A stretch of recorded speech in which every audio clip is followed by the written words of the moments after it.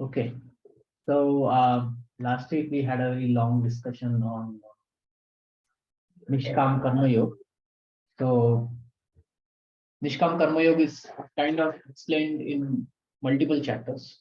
So um, from the notes, I figured out that basically it means without expectation of proof. It's for the ultimate benefit of the society, not about self. And doing the karma without ego, that I am with thinking that I am initiating this activity, but I need a lot of help to actually complete that activity. This is a concept that I am not the doer in Bhagavad Gita, which we'll understand a little later. Actually, we'll understand very quickly only in few shlokas. So, Nishkam Karma Yoga, the question which came up last week was that, where if the goal is not there, how will one be motivated and all that? No, it is not like that. Nishkam Karma Yoga means the goal is there, the desire to achieve is there, but the desire to enjoy is not there. And one of the example I took was the army people. They go on the battlefield, and even if they die, they don't care. So ultimately, they are fighting for the freedom, right? They are fighting for the winning, but whether they actually get to see or it or not, that is not their concern, right? If you read the letters of the Kargil heroes, they would say that I will go down in history in glory. I'll go down in glory, and if death comes, I will defeat death also. Death is an occupational hazard. Then, if I come, I will come back winning, or I'll come back in my flag. So they are thinking of without expectation.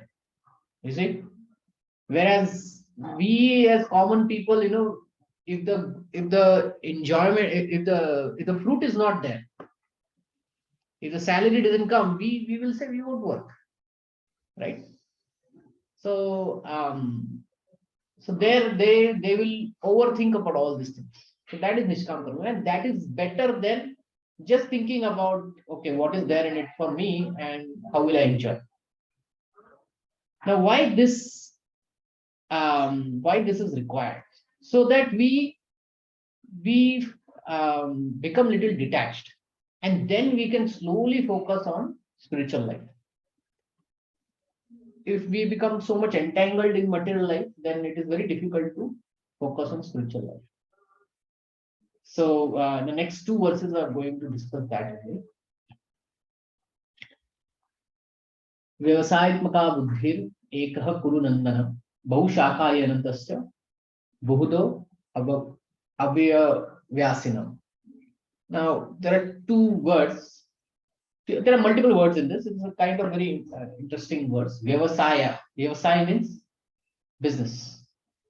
The intelligence should be like a business mind. Ekaha kuru nandana. Ekaha means one only. So it is only having, a one pointed attention and focus. Then only the goal will achieve. Bahushakha hi ananta. Bahushakha means many branched. So if the mind is many branched, then it is not focused like above. Then it is very difficult to advance. So that's the gist of this work. Those who are on this path, meaning on the Krishna conscious path or spiritual path, they are resolute in purpose. And their aim is one. Oh, beloved child of Guru. Their aim is one. And those whose intelligence are irresolute, they are not strong, then they are many branched. Okay.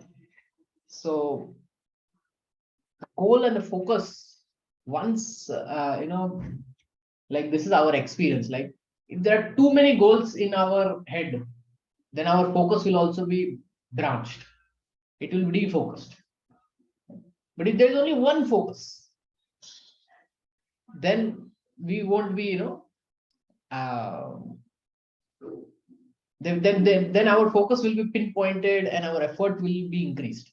Just like, say, suppose tomorrow is exam. and our focus, if it is let's say many branch, then we are also thinking about the cricket match that is going to happen, or or a particular movie is going to get released, or some festival is there, or some friend is going to come. If all this is there, then you know how your preparation is going to be there for your tomorrow's exam, right? But if somebody is just focused on let's for tomorrow's exam and then he keeps aside everything else. Focus means to keep everything else aside and just focus on that one single thing, right? So on spiritual path, that is very required.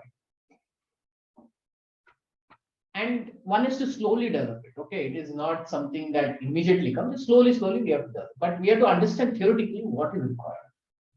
A strong faith that by Krishna consciousness one will be elevated to the highest perfection of life is called Vyavasayatmaka intelligence. So the faith that by doing Krishna consciousness, or that is spiritual life, we will get every perfection in life. And we will get the highest perfection. Sorry, we'll get the highest perfection. The highest perfection is liberation. Okay, no more cycle of birth and death. That is faith. Faith means unflinching trust in something sublime. It's unflinching trust. It's never disturbed. That is called as faith. When one is engaged in the duties of Krishna consciousness, he need not act in relationship to the material world with obligations to family, traditions, humanity, or nationality. Fruitive activities are the engagements of one's reactions from past goods or bad deeds. When one is awakened Krishna consciousness, he need no longer endeavor for good results in his activities. When one is situated in Krishna consciousness, all activities are the absolute plane, for they are no longer subjected to dualities like good and bad. The highest perfection of Krishna consciousness is the renunciation of the material conception of life. This state is automatically achieved by the progressive Krishna consciousness. So this is all very technical thing, but what it means is that in the highest spiritual practice, okay, in the highest spiritual practice, one is not looking for good result or bad result. They are not concerned about that. For them, every action that they do is in Krishna consciousness. In Krishna consciousness means what? It is even higher than Nishkam. It is Bhakti Yoga. It is done for the pleasure of Lord Krishna. This is what it means by Krishna consciousness. And at that stage, one is fully focused. Okay. We'll take some examples, but let me just finish this. The resolute person of the purpose of the person in Krishna consciousness based on knowledge. Vasudeva Saramiti. Samahatma Sudurlava. This verse comes in the later chapters. A person in Krishna consciousness is a rare good soul who knows perfectly that Vasudeva Krishna is the root of all manifested causes. As by watering the root of the tree, one automatically distributes water to the leaves and branches. So by acting Krishna consciousness, one can render the highest service to everyone, namely self, family, society, country, humanity, etc. Krishna is satisfied with one's action, then everyone will be satisfied. See, this is a very interesting point. This comes from Srimad Bhagavatam. If you want to water each and every leaf and branch of the tree, what is the best way to do it? You simply water the roots and rest of the thing will be taken care. You need not put water on every leaf, every branch and say that now I watered the whole tree. No. If you just water the root, it's enough. Similarly, if our focus is on Krishna, our activities are focused on pleasing Krishna, then everyone will be satisfied. That is the highest perfection.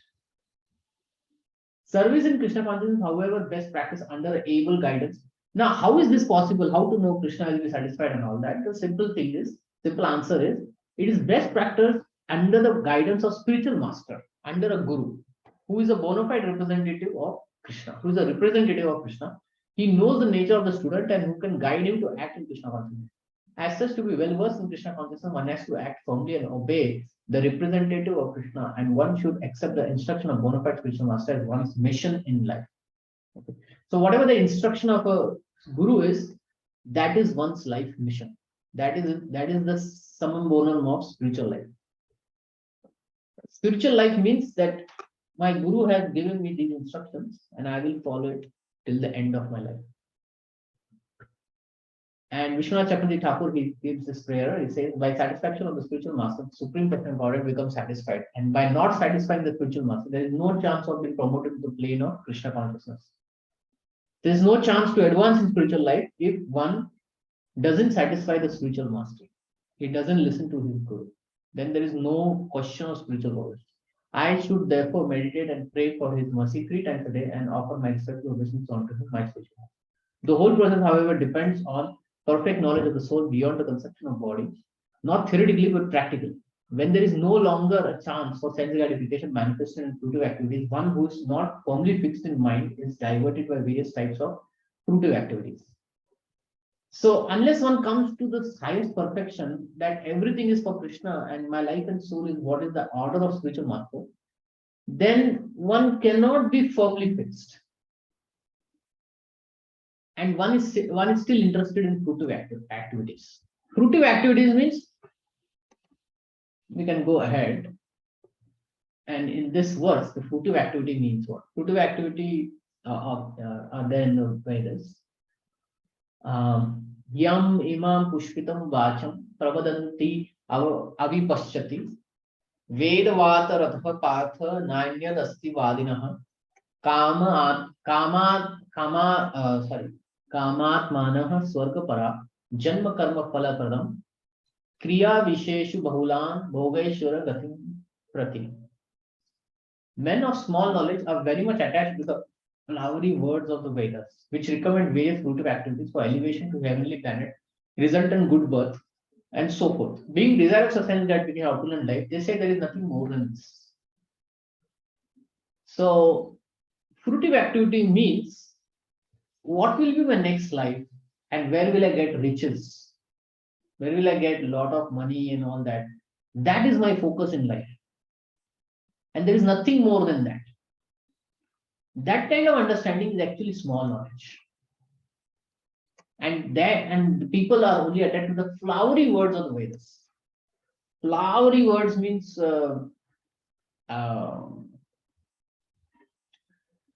meaning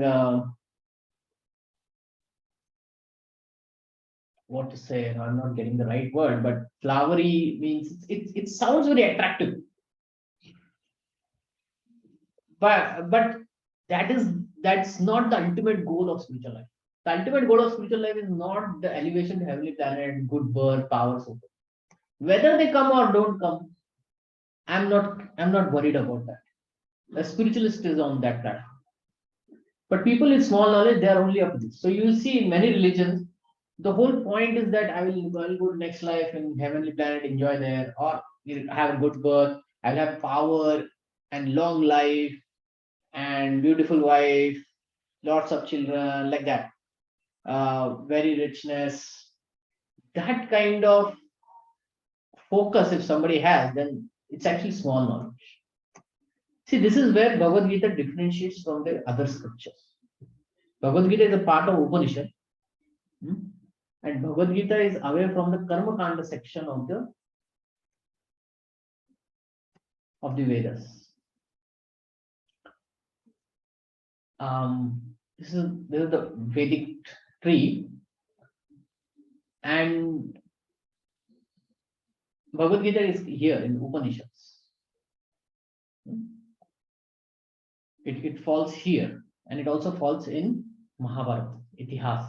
Okay, because it was spoken, and there are many knowledge here, like let's say Vyakaran, grammar. It takes 12 years to understand the grammar of Sanskrit. So people become so much engaged in just understanding the grammar. Like this, they will go like this. There are many topics, but Upanishads, and especially Bhagavad Gita, it focuses on knowledge which is spiritual in nature, which will take you out from the cycle of birth and death. So one may ask, that is all fine, but I have to live in this world and I have to, earn in this world. How can I be totally spiritualist? Right? It's very not natural question. And in this Upanishad, called as Sri Upanishad, this is the shortest Upanishad, 18 shlokas. Here is the key of how to do this thing. How to be spiritual in the same time and then perform a material actions. How to do it. Mantra 11. One who can learn from the process of nations and that of the transcendental knowledge side by side can transcend the influence of repeated birth and death and enjoy the full blessings of immortality. Interesting word is side by side. What? Transcendental knowledge, meaning knowledge of Bhagavad Gita, which talks about spirit, you're not the body, you're in the cycle of birth and death, karma is there, and process of nations. Nations means darkness. Oops. Nations means ignorance, darkness. Meaning this knowledge won't take us higher. So what is this knowledge? This knowledge is material knowledge. Physics, chemistry, mathematics, philosophy, and finance and economics, astrology, everything sting here. And Bhagavad Gita sits here in transcendental knowledge. We have to learn both side by side. Should not neglect one for the other for the one. And then we can transcend the cycle of birth and death. So this is the key. We have to do both things side by side. So this is very important to understand by all spiritualists. Because many think that spiritualism means, oh, now I don't have to worry about other things and all that, just be more spiritual and all. No, we are not yet matured to take that decision. So till we get matured to take that decision, we have to do everything side by side. Saath mein karna hai. Spiritual life also and material life also. Before coming to spirituality, we were only into material life. Okay, we were only into material life. Spiritual and there's a verse I didn't put up here, but it comes in Mahabharata. It says, Ahara nidra bhaya maithune evacha samana etat pashubhi naran dharmo hitesam adhiko visheshu dharme nahina pashubhi samana. What it tells is that Ahara, nidra, maithuna, Ahara nidra maithuna.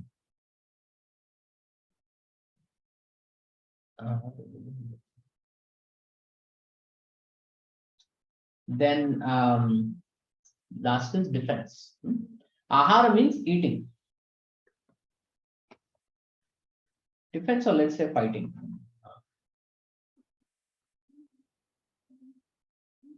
Nidra means sleeping. Maithuna means sex life. And defense and fighting. Okay. These are four things which are common to animal and human being. They also do ahara nidra maithuna evacha, and we also do ahara nidra maithuna and fighting. But then what is the how do we say human is superior?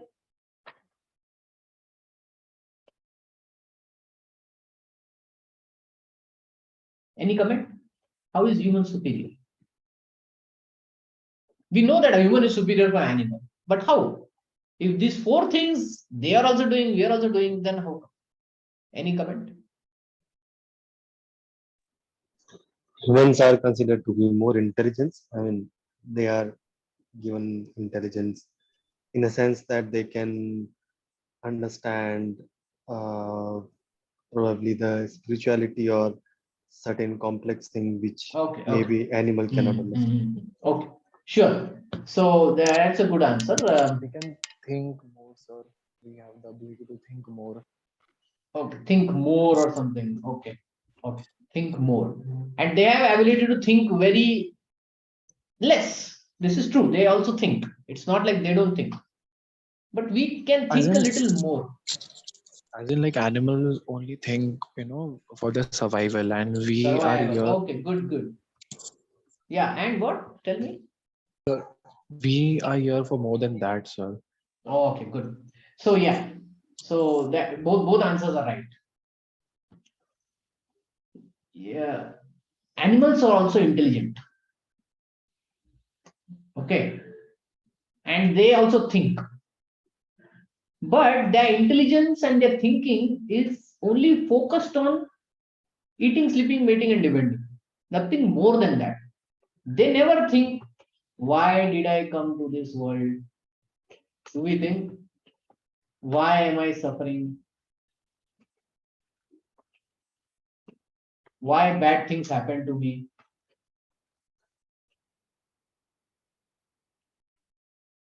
Do they think like that? What is death? This is a big question. They never think like this.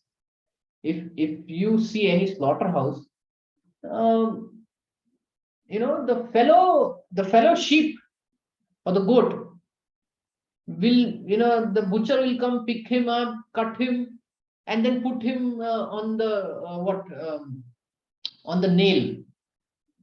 Now the next goat, he was just next to that goat, previous goat who died, and he's not thinking where did this guy went. If this thing happens to a human being, you know what? How they will think, how we will think, right? But animals won't think.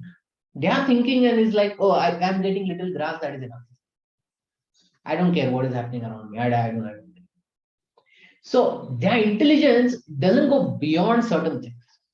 It is mostly looking into these four things only. Ahara, nidra, bhaya, maithuni. It's actually bhaya. Hmm?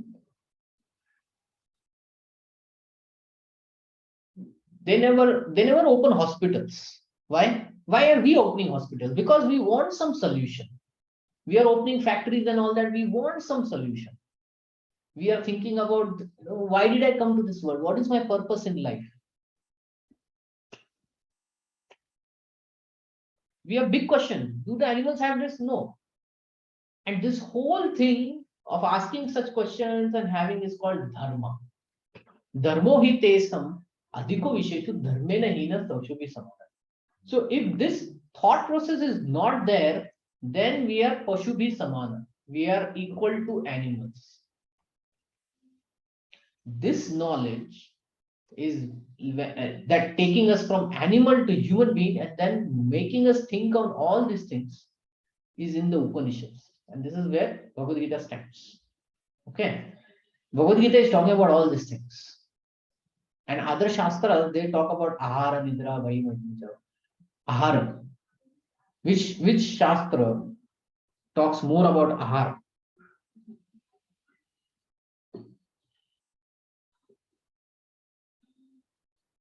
Which one? Which Shastra talks about eating?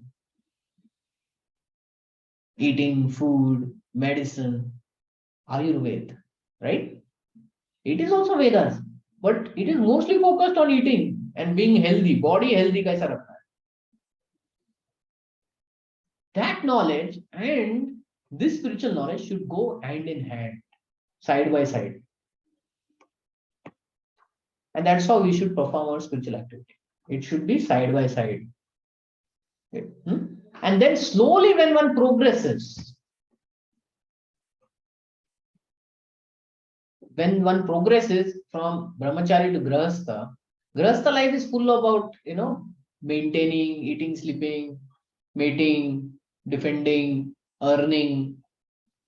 And when one moves into manaprastha and sannyas, then one reduces the uh, material dependencies and increases the increases spirituality.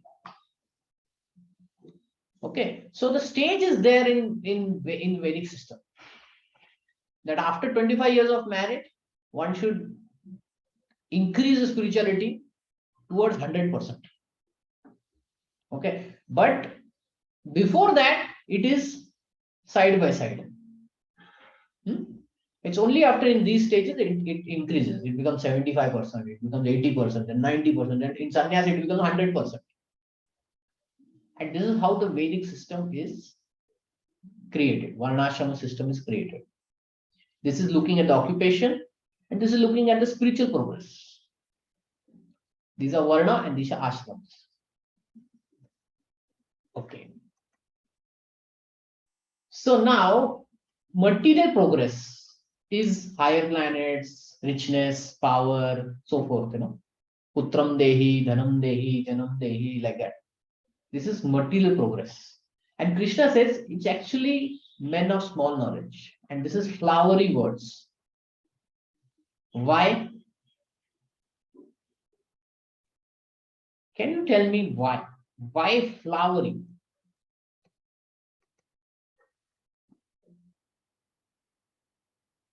Flamboyant, Why it is not considered truthful? It's considered half truth or something like that. Flowery, right? Anyone can tell me why Krishna is saying all this material progress that we are talking about is just flowery words? Any thought that comes to your mind?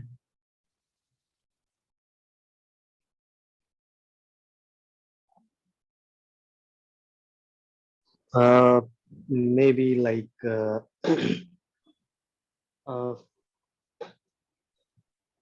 okay, I think I'm thinking in wrong direction. Just go on. Okay. See, suppose somebody gets a job offer and that HR is telling about benefits in the company.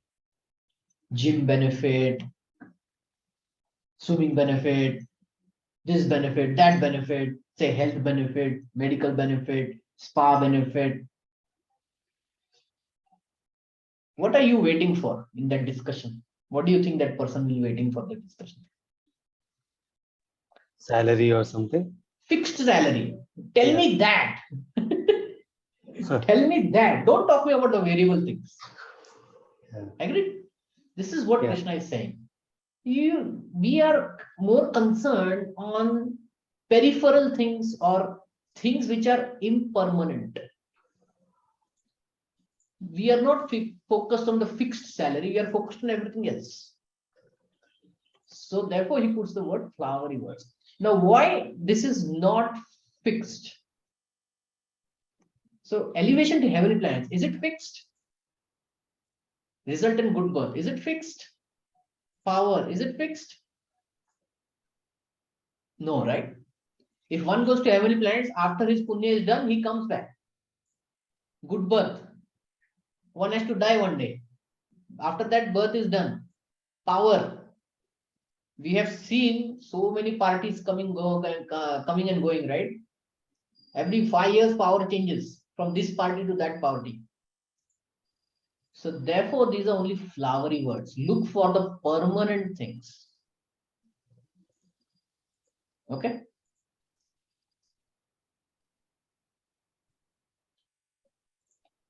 So Bhagavad Gita focuses on permanent things, which even death cannot take away. That's why this knowledge is very crucial. For the time being, we are in this world, we have to work and all that. Therefore, we will study side by side. But focus will be on the fixed part. What is the fixed thing? What is the permanent thing? What is the eternal thing? Future may, which is good. That is very important. So let's go to ahead.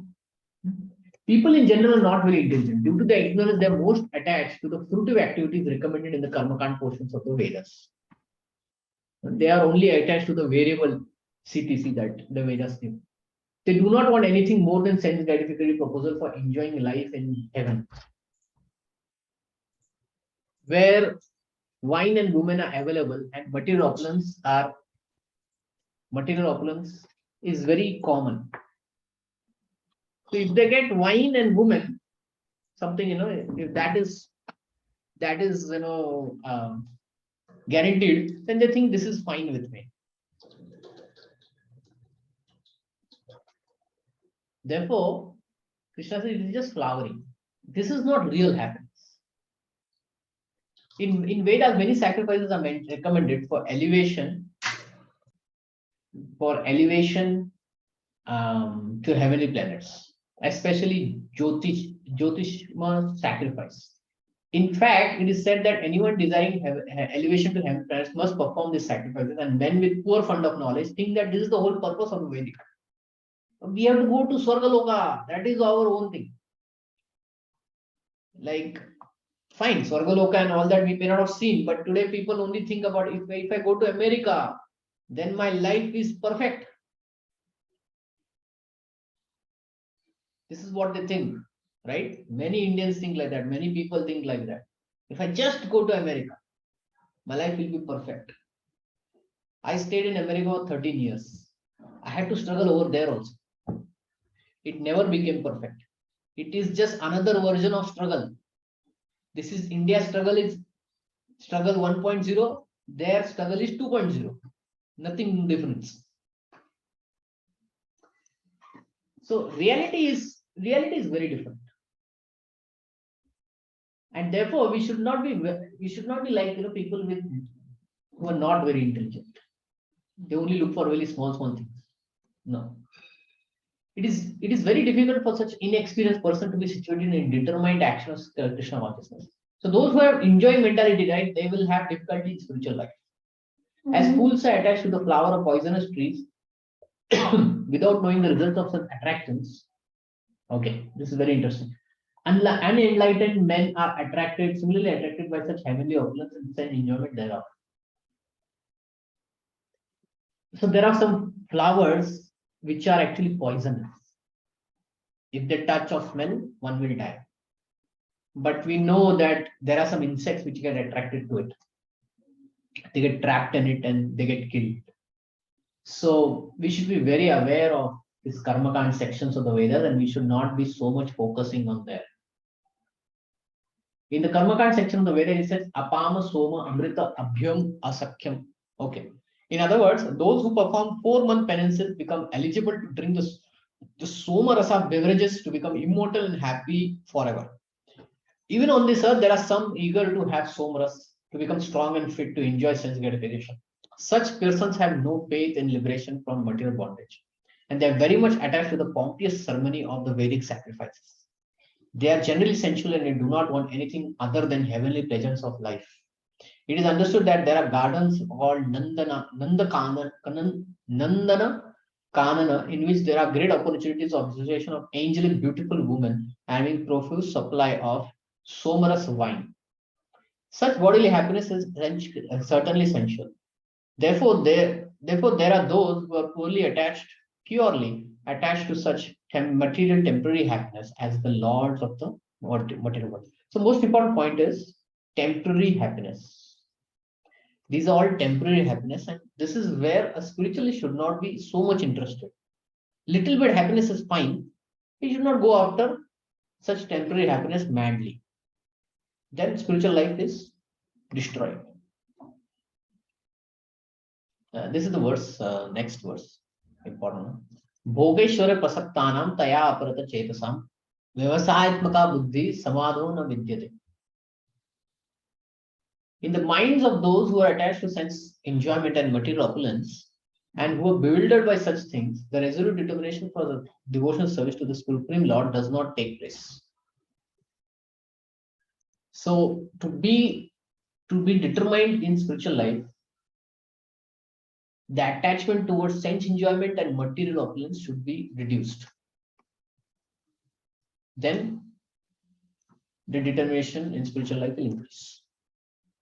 Samadhi means fixed mind. The Vedic dictionary, the Nirukti says, when mind is fixed for understanding the self, it is said to be in Samadhi. Samadhi is never possible for persons interested in material sense enjoyment and bewildered by such temporary things. They are more or less condemned by the process of material energy. Next verse. Traigunyat Vishaya Veda, Nistraigunyat Bhavajna, Nirtvandva Nitya Satvastho, Niryogi Shema Atmavan. The Vedas deal mainly with the subjects of three modes of material nature. O Arjuna, become transcendent to these three modes, be free from the duality and from all anxieties of gain and safety, and be established in the self. So the Vedas, they talk about these three modes. What does that mean is they are only talking about how to go into heavenly planet and all this, material enjoyment, temporary happiness. So he says to Arjuna, you become free of that. I told about Sakam Karma Yoga, but actually it is very temporary. It is not a permanent solution. Therefore, you only focus on permanent solution. You don't go after temporary solutions. All material activities involve action and reactions in the three modes of material nature. They are meant for fruitive results, which cause bondage in material world. The Vedas deals mostly with fruitive activities gradually elevate the general public from field of sense gratification to a position on transcendental plane. Arjuna, as a student and friend of Lord Krishna, is advised to raise himself to the transcendental position of Vedanta philosophy, where in the beginning there is Brahma Jigyasa, or questions on the supreme tendencies. Brahma Jigyasa. This is all Brahma Jigyasa. Why did I come to this world? Who made this world? What is the purpose of life? What will happen after death? What is death? Why I am suffering? Why bad things happen? All this is called Brahma Jigyasa. Questions on the supreme transcendence. All the living entities who are in the material world are struggling very hard. For them, the Lord, after the creation of the material world, gave the Vedic wisdom, knowing how to live and get rid of the material entanglements.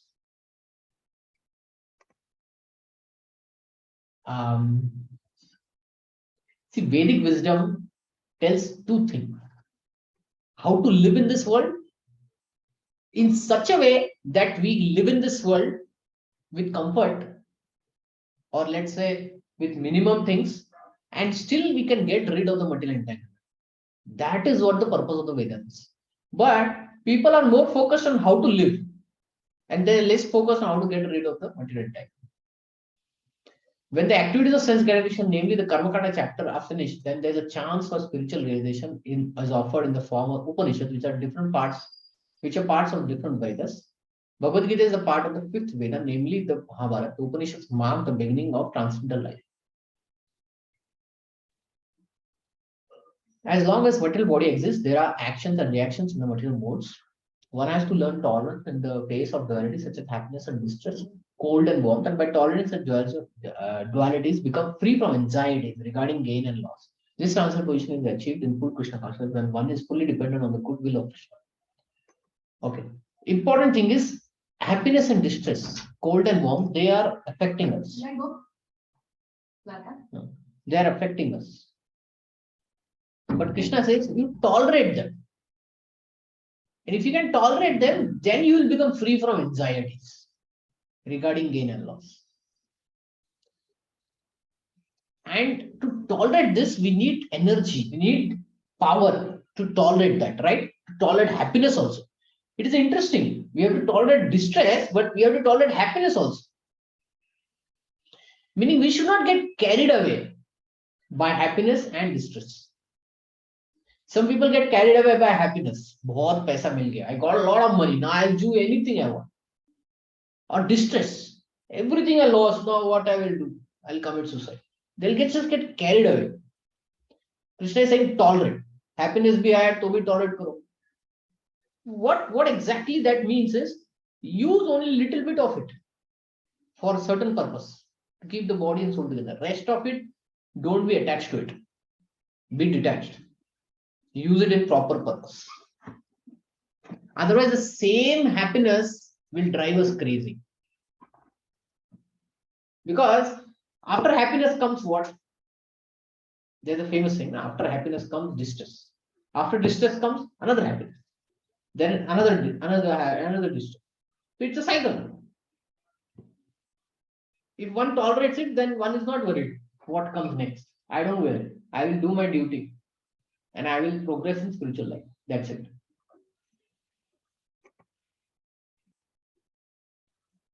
यावान अर्थ उदपाने सर्वत्र संप्लुतायते तावान सर्वेषु वेदेषु ब्राह्मणस्य विजानतः.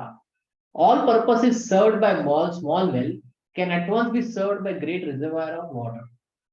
Similarly, all purposes of the Vedas can be served by one who knows the purpose behind them. So, what is the purpose of a company giving this benefits, health benefit, gym benefit? What is the purpose? If one can know that the purpose of all these benefits is that we do good job in our company and we stick around in that company,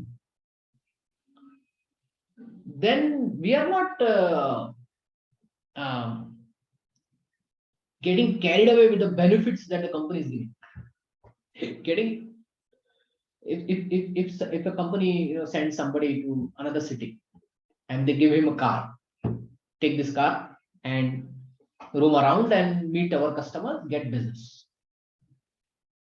Now the person is thinking, oh, I'm getting very attached to this car.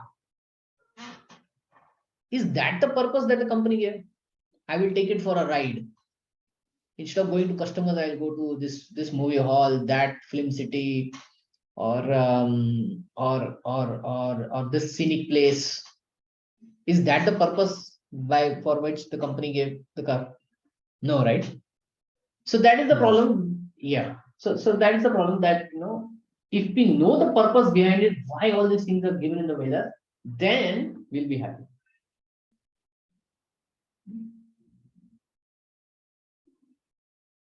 And another way to understand this thing is in the villages. This is in the Vedic times, even say 100 years back, even in villages, they used to be separate well for separate purposes. Like a well used to be for getting water only for the animals. Another well would be just to get water to wash our clothes. Third well would be just for water, drinking water. Now, if the village found a pond, a huge pond with fresh water, there is no need of these wells, right? Because that fresh water pond is enough to cover all the purposes. Agreed? You can take bath also over there, you can wash your clothes, you can do everything. Because it is very big and it can take care of all these things. So similarly, the Vedas, if you understand the purpose behind them, then we can act very nicely. Let's read this purport. We will understand what are all these things. The rituals and sacrifices mentioned in the Karmakanda divisions of the Vedic literatures are meant to encourage gradual development of self-realization. So why the benefits are given? To encourage self-realization, not to be caught in it and then forget about spiritual. Okay, little bit enjoyment we need.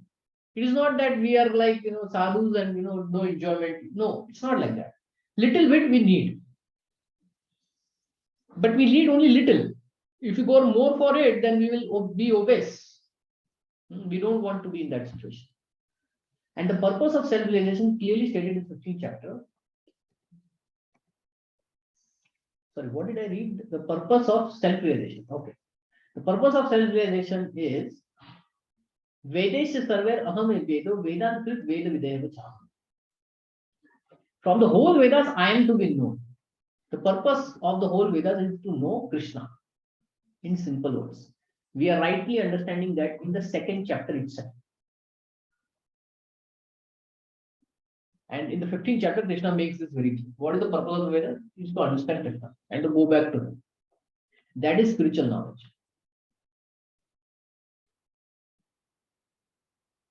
So self-realization means understanding Krishna and one's eternal relationship with him.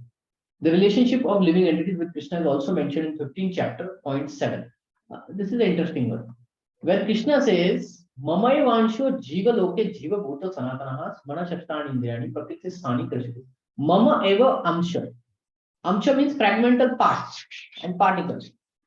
Means all the living entities that we see, the jivas that we see, the souls that we see, Krishna is saying they are my part. They are mine. And they are struggling in this world. Saraswati means struggling. The living entity in this conditioned world are my eternal fragmental parts. Due to conditioned life, they are struggling very hard. So the purpose is to know Krishna and go back to him, and then this struggle will stop. The living entity is a part and parcels of Krishna. Therefore, revival of Krishna consciousness by individual living entity is the highest perfectional stage of Vedic knowledge. So, what is the highest stage, highest spiritual stage? Is to revive Krishna consciousness and go back to Krishna. Oh my Lord, this is in Srimad Bhagavatam. It says, "Oh my Lord, a person who is chanting the holy name, although born of a low family like that of Chandala, is situated on the highest perfect platform of self-realization. Such a person must have performed all kinds of penances and sacrifices according to Vedic rituals and studied the Vedic literatures many times after taking his birth in all the holy places of pilgrimage. Such a person is considered to be best of the Aryan family." We have this word Aryan. Aryan means what? Aryan means he knows what is the goal of life, what is self-realization, what is real self-realization. And Srimad Bhagavatam says that who is on the highest platform? Those who are chanting your holy name.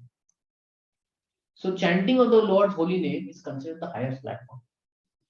So one must be intelligent enough to understand the purpose of the Vedas. What is the purpose of the Vedas? Krishna. Without being attached to the rituals only, and must not be desired to the elevated to heavenly planets for better quality of sense gratification.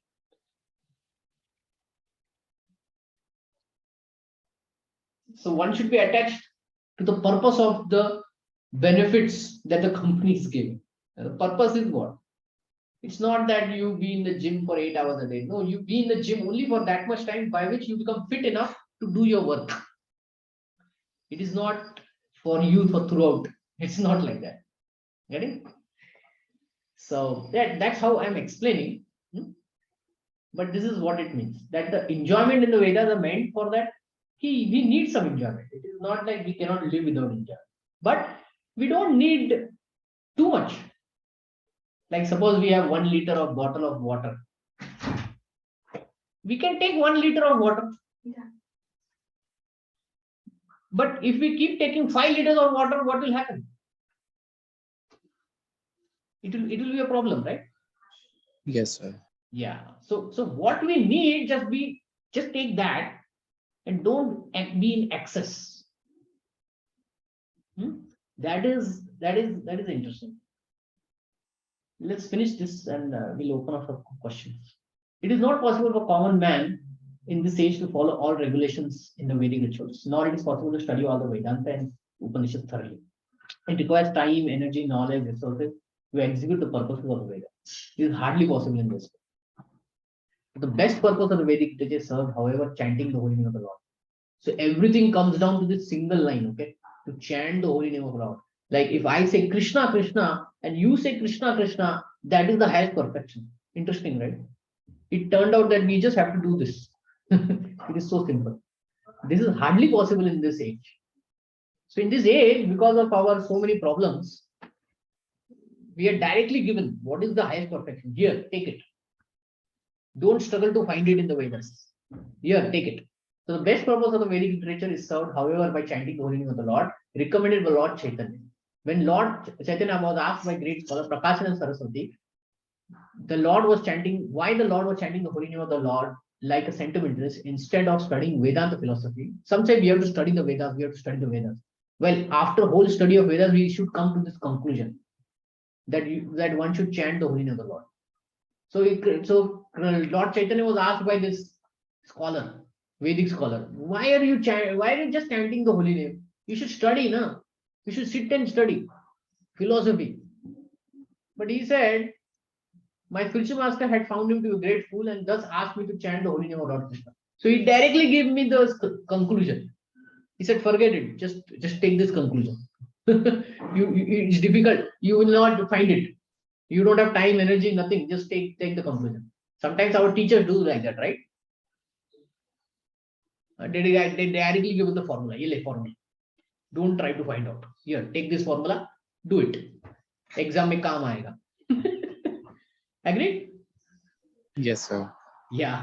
So Chaitanya Mahaprabhu saw that, okay, now that I've talked a little bit about this, I'll actually show the verse where this is said. And you will be surprised. In Srimad Bhagavatam, The third verse.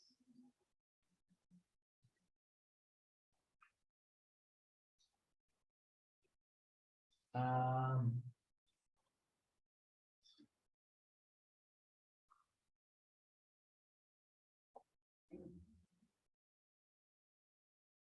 Hold on. Let me quickly find out. Maybe in the first chapter, yes.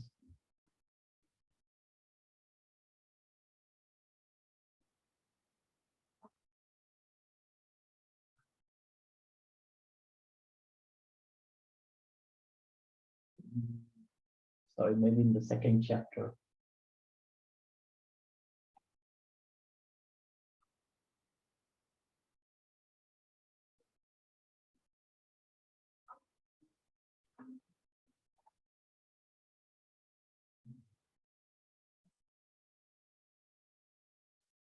Sorry, I'm forgetting.